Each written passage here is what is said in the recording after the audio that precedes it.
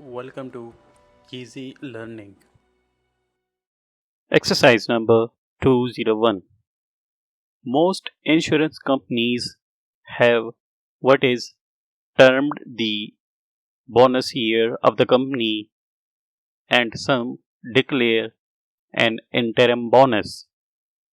A quinquennial valuation is taken by life offices when bonuses are declared and provisions made for shareholders' dividends where the office is a proprietary one.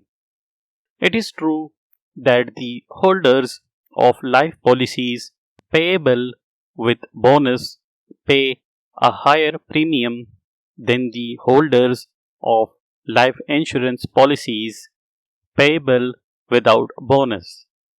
But it is not correct to assume that the holders of bonus policies merely receive back in the form of bonus the excess premiums paid to the life insurance company.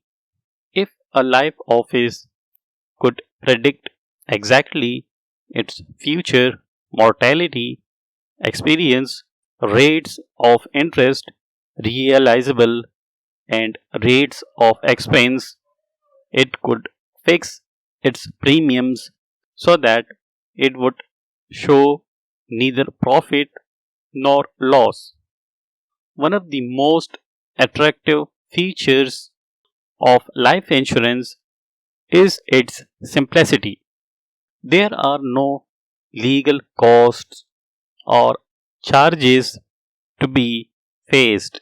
There are no trying and complicated investigations to be made, requiring the skill and experience on the part of the principal personally or by deputy, and the business of obtaining a life policy can be completed in the course of a very few hours without incurring a single farthing of unproductive expense. Full stop.